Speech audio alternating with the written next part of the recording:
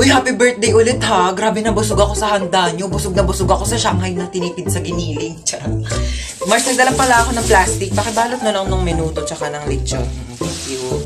Bayad po. Doon lang po sa may kalye di malinis-linisan. Oh my gosh, ang daming miss call ni Mama. Oh my gosh.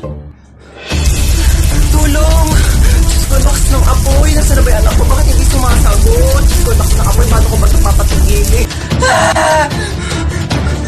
Ma, sumagot ka na. Hello, Ma.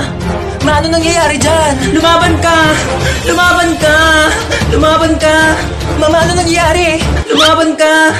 Ay, andiyan ka pa pala. Oo, nanonood ako ng TV. Ayan, naglalaban-laban sila. Lumaban ka! Ba't ang dami mong miss call, Ma? Oo, miss call. Oo, tinatry ko kasi kung gumagana pa yung Andy Colentes na pinaloadan ko dun kila Bebang. Oo, gumagana pa pala. Naglalag ka ba habang naglalaro ng ML kaya hinampas mo to tsaka binato? Pero naalala mong doon ka nag-online class? Manood ka lang dahil ito ang life hacks para sa'yo. Kumuha ka ng alcohol at bulak, lagyan mo ng alcohol ang bulak at tsaka mo ipahid sa nabasag mong cellphone. Kumuha ka ng plastic at tsaka mo i-shoot dito ang nabasag mong cellphone. Tupiin mo lang ang plastic kagaya ng ganito. At tsaka kumuha ka ng bigas, kagaya nito, at isawsaw mo dito, ilubog mo ang nabasag mong cellphone at maghintay ka for 15 minutes. After 15 minutes, maaari mo nang tanggalin ang binabad mong cellphone sa bigas. At tsaran! Ano pa bang inaasahan mo? Sinira mo na yung cellphone mo. Kaya mas lalo mo pa itong sirain, batuhin mo at daganan mo. At ayan, humanda ka ng masermonan ng nanay mo dahil wala ka ng cellphone. ML now, drop out sa online class later with matching sampal ni Mother. Hold up to, bigay mo sa akin cellphone mo. Amin na sabi. Te, seryoso ka? Di keypad? Wala nang nagamit yan, te. 2020 na. Ano ba yan? Vivo Y11 touchscreen. Sa'yo na lang. iPhone 11 Pro Max, gusto mo? Gusto mo pala ko lang sa itong keypad mo. Ito talaga, napaka-arte. Gamitin mo na yan. Pati nga wallet mo. Tignan. Binching ko. Ano mabibili mo dito? Isang butil ng bigas? 1,000. Lagyan natin sa wallet mo. Para naman kapag may nang-hold up sa'yo, may mapakita ka namang pera. Pati nga bag mo. Tignan mo, walang laman. Buti na lang may laptop ako dito. Sa'yo na lang. Para naman may magamit ka pang online class. At saka, kita mo yung bahay na yon? At yung susi ng bahay nila, doon ka na tumira. Huwag ka magpasalamat sa akin, nakaw ko lang din lahat yan. Hi guys! So ayun, lalayas na po ako dito sa bahay namin. Nagka-problema po kasi kanina. Meron kasing spaghetti sa lamesa namin. Pinaiwan lang pala yun ng kapitbahay namin. Tapos, nung babalikan na nung may-ari, wala na doon yung spaghetti sa lamesa. Tapos ako yung sinisisi nila, kinain ko daw yung spaghetti. Sabi ko, bakit ko kakainin yung spaghetti na yun? Hindi naman ako mahilig doon. Ma'am, pinapatawag po kayo sa guidance. Tatanggalan na daw po kayo ng trabaho. Nag-aaway-aaway na po kasi mga grade 1 doon. Nagsasaksakan ng lapis. Wala daw po kasi nagbabantay na teacher. Bilisan niyo, wala ng ulo yung isa. Aray! Ba't naman nananakit? Oo, alam kong kidnap to, kaya nga sumama ako kasi ayoko na sa bahay. Ay! Oh my gosh, bestie, nakidnap ka din? Oh my God! Lo, bakit nandito ka?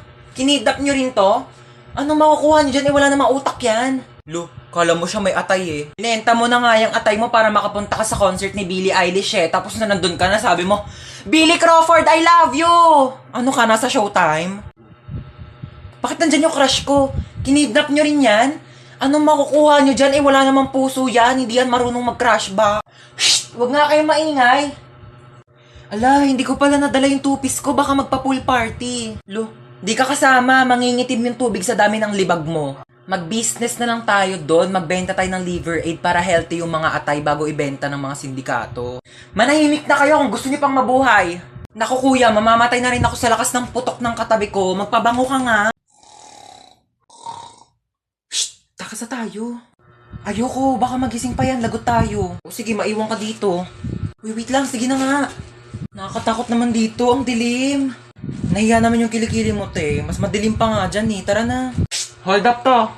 Oh, hold upper naman ngayon. O, kunin mo na tong kasama ko. Naiirita na ako sa pagmumukha na ito eh. Umayos kayo, puputokan ko kayo ng barel. Ay, sana all may ipuputok.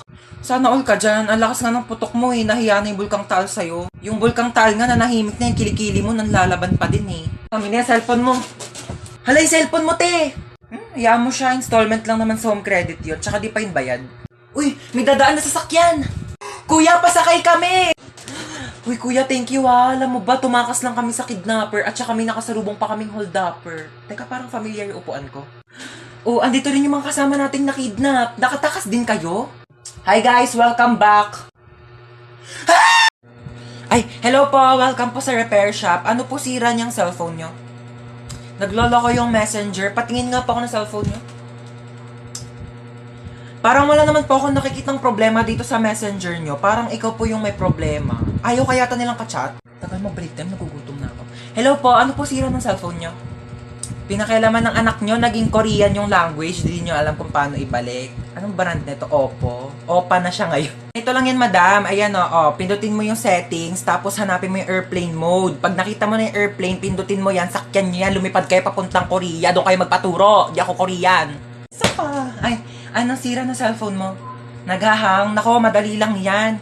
Pindutin mo lang itong lower volume tsaka power button. Ayan, pag namatay na siya, ipalibing mo na condolence. Opo, kayo po yung bumili ng phone dito kahapon. Buong araw na may tumatawag na unknown number. Naku, baka yan yung may-ari ng cellphone na yan. Palitan mo na SIM card yan. Nagbebenta kami ng Globe Smart. Ano nangyari dyan sa pasyente? Naputulan ng paa? O sige, pasok niyo na agad sa emergency room. Operahan na natin yan agad, ha? Oh, ano nangyari sa'yo? Naputulan ka ng paa? Diyos ko! Ipahid mo tong mga to. Inumin mo tong pinakulang oregano. Inumin mo tong efficacent oil. Ay, ipahid mo lang pala yan. Dahon. Eto sukli mo, be. Thank you po. Hala, sobra ng piso yung sukli. Ibalik mo na yung sobrang piso sa tindera.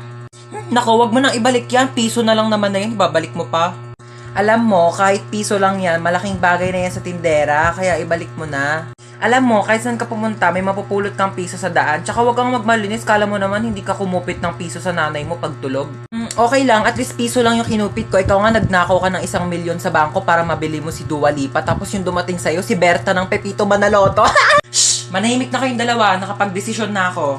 O ano, ibabalik mo na ba yung piso sa tindera? Hindi niya na yan ibabalik. Piso lang naman yan eh. Tao po, ate. Ay, ba't bumalik ka? Te, kulang pa po ng 1,000 yung sinukli nyo. Hoy, mamamalengke ako. Bantayan mo tong kapatid mo, ah. Ano ba yan? Ang kulit-kulit niyan, eh. Sige na nga, bilisan mo, ah. Psst. Sabi ko, psst. Bingi ka ba? Bakit ba? Laro tayo tago-taguan. Ayoko ng taya-tayaan kasi magaling ka manghabol. Manghabol sa taong di ka namang gusto. Ano ka, aso? Ah! Magtago ka na nga. Nandidilim paningin ko sa'yo, ah. Sige.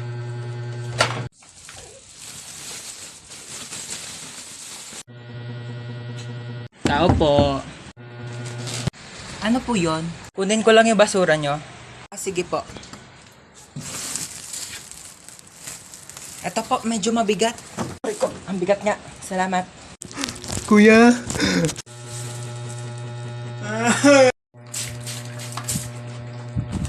Ayun, buti na lang bukas pa kayo. Ay, hindi po. Nagliligpit na po ako kasi magsasara na kami within 5. Meron kayong pizza dito? Malamang pizza shop to.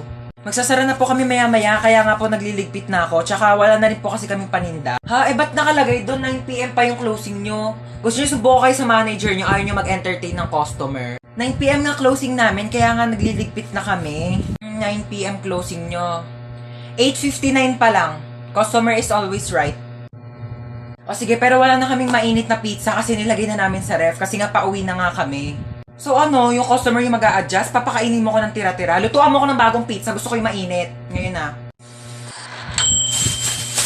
Ito na po yung pizza nyo. Cute.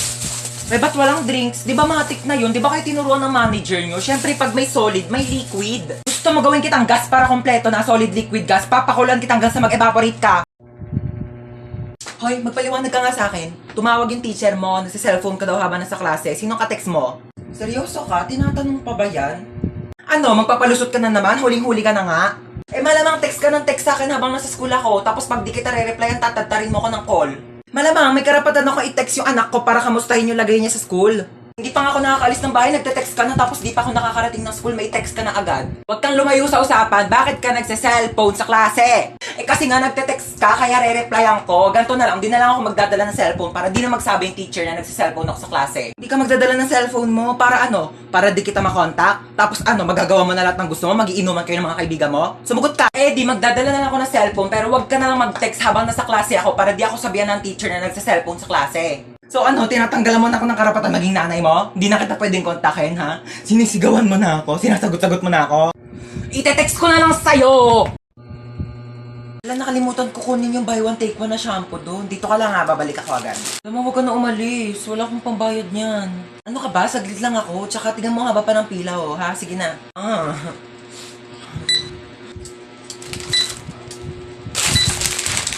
$175 po lahat. Next! Ano?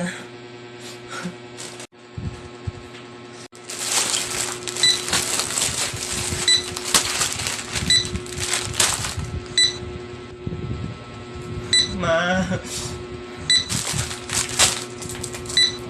Okay na lahat? Okay na po. Kumuha po kasi si mama ng shampoo. Magkano po yan lahat? 2,750 pesos and 25 cents. Po, 2,700. 25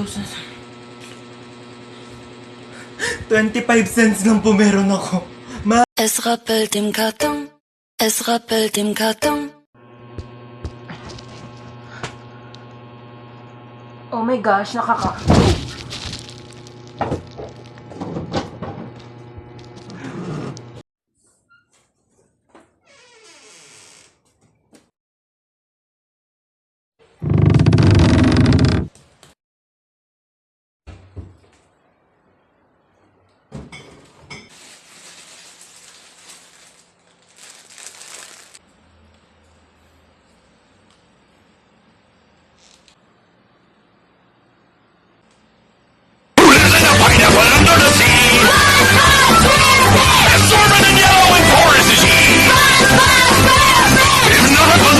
Something you wish.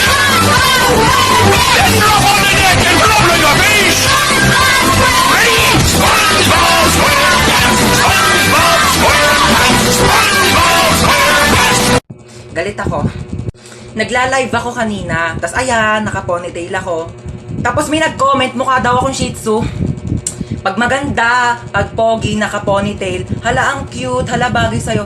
Kapag pangit mo kang Shih Tzu, umayos ka, nang gigigil yung tinidor ko sa'yo. Kasunduin ko na yung magiging yaya nyo. Magkakayaya kami? Oo, kumuha na ako ng yaya. Hindi ko na kayang alagaan kayong dalawa. Masyado na kayong pasaway. Tatlo! O sige, alis na ako. Iwan ko na tong cellphone ko. O sige. Okay, bye. Yeah. Hoy, bakit mo kinukuha yung cellphone ni Mama? Gusto mo gamitin mo rin tong cellphone ni Mama? O sige. May naisip ako. Amin na. Shh, uy, tayo ka nga muna saglit. Sige, wait lang. Sige, higa ka na. Mag-hello kayo sa yaya nyo. Hello po. Hello po. Hi! Teka, asan yung cellphone ko? Yung cellphone daw ni Mama. Hindi ko naman ginagalaw yung cellphone. Natutulog ako dito eh. Tayo ka nga, baka nadaganan mo. Paano ko naman madadaganan yun? Hindi ko naman ginalaw. Ma, nadaganan yan. Hoy, hindi ko yan nilagay dyan, Ma. Kanina pa ako natutulog dito bago ka umalis. Natutulog ako, wala akong ginagalaw. Ayan! Bakit mo dinaganan yung cellphone ko? Nabasag tuloy! Ang bigat-bigat mo pa naman! Ikaw ang medyo niya. Bilis, bilis. Don't want me, but this pretty brown thing can't save me. Fighting, yeah. You don't got no time for no fighting. Aray!